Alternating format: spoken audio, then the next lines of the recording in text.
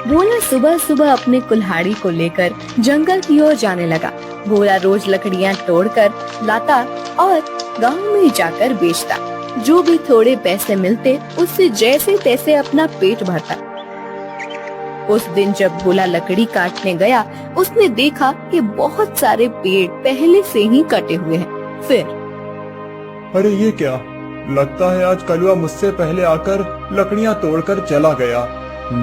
वैसे भी कलुआ को तो मुझसे बहुत ज्यादा लकड़ियों की जरूरत होती है, इसीलिए आया होगा। चलो अब जंगल के और अंदर जाना होगा। भोला और अंदर चला गया। उसने देखा कि बीच जंगल में बहुत से पेड़ थे। उन पेड़ों को देखकर अरे वाह, यहाँ पर तो बहुत सारे पेड़ हैं।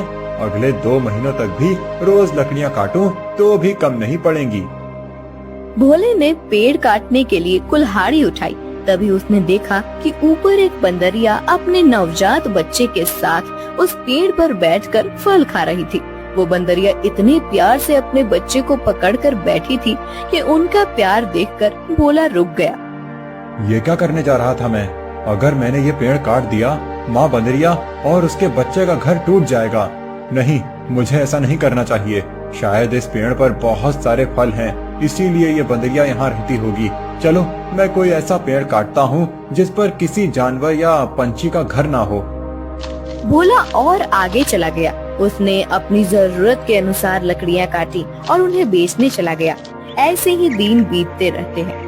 भोला रोज उस बंदरिया और उसके बच्चे को देखता। कभी कभी भोला बंदरिया को खिलाने के लिए घर से रोटी भी ले आता।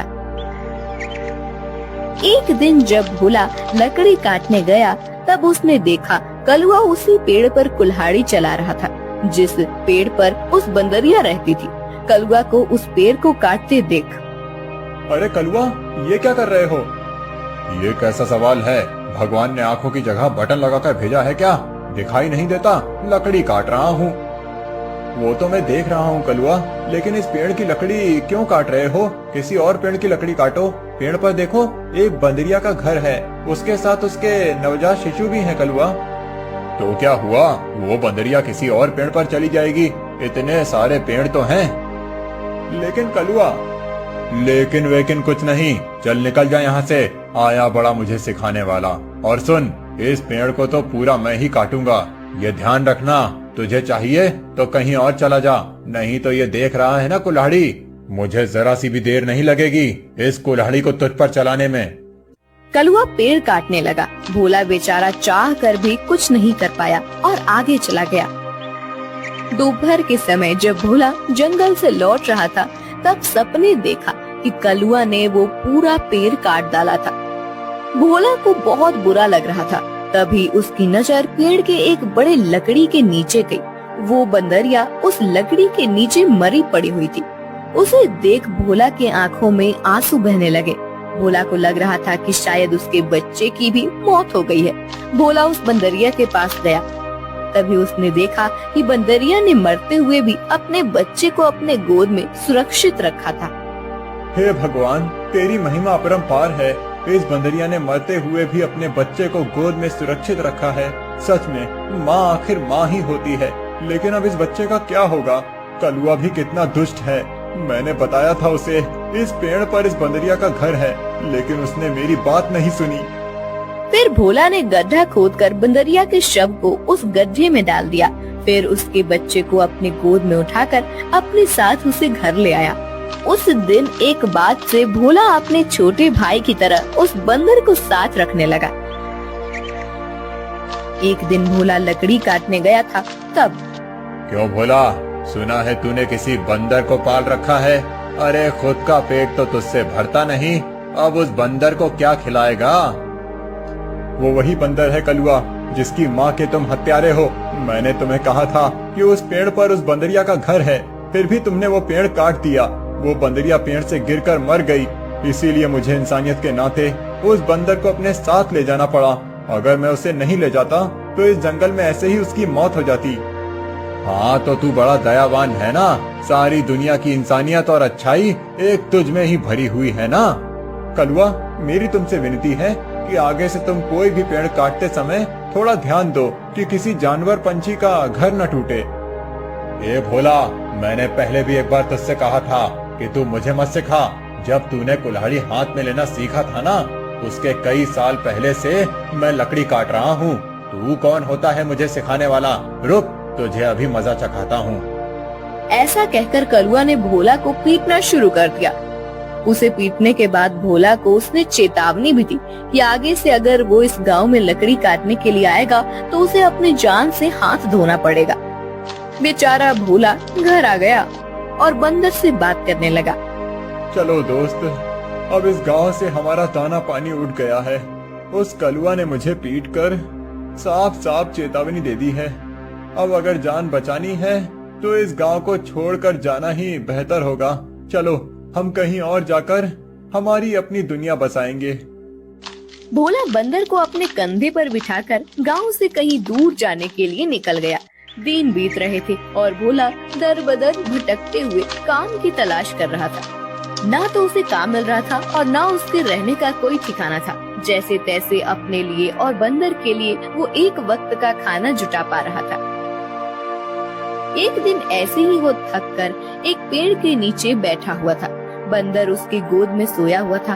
तभी वहाँ एक योगी बाबा आए। प्रणाम योगी बाबा। कल्याण हो पुत्र। एक बात बताओ, तुम इस बंदर को ऐसे गोद में लेकर क्यों बैठे हो? बाबा, इसने अपनी माँ को खो दिया है। इसका इस दुनिया में कोई नहीं है, इसीलिए मैं इसे अपने साथ अपने घर ले आया था। लेकिन हमारे गांव के एक गुंडे की वजह से मुझे गांव छोड़ना पड़ा। अब मैं काम और सर पर छत ढूंढते हुए दर दर भटक रहा हूँ। पुत्र, तुम्हारा हृदय सच में कोमल है। तुमसे किसी का भी दुख नहीं देखा जाता। तुमने इस अनाथ बंदर की जिम्मेदारी लेकर इसे एक परिवार दिया है। तुम अगर चाहो तो मेरे साथ मेरे आश्रम में रह सकते हो। मेरे आश्रम में मेरे कुछ शिष्य रहते हैं और कई बार कितने साधु भी आते हैं। उनके भोजन और रहने की व्यवस्था की जिम्मेदारी अगर तुम उठाओ तो मुझे बहुत आनंद होगा। ये तो मेरी खुशनसीबी है बाबा। मुझे आपके साथ रहने में सचमुच खुशी होगी। लेकिन बाबा, मेरा ये बंदर भी मेरे साथ आएगा। मैं इसे कहीं नहीं छोड़ सकता।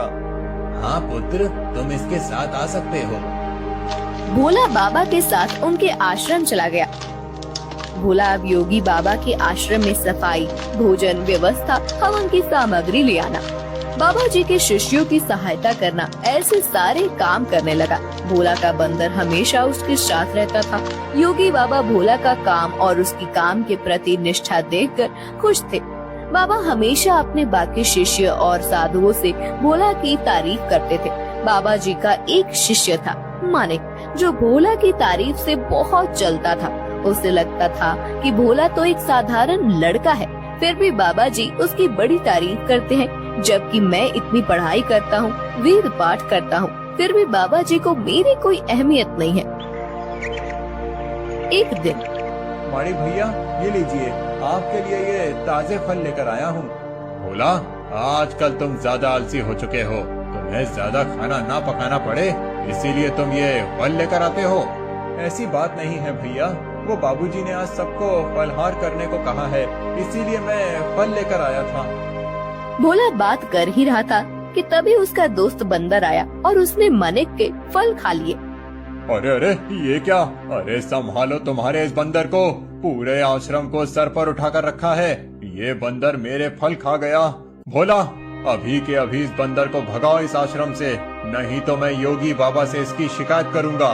मानिक भैया, मैं आपसे माफी मांगता हूँ और आपके लिए और फल लेकर आता हूँ, लेकिन मेरे इस भाई को मैं अपने से अलग नहीं कर सकता।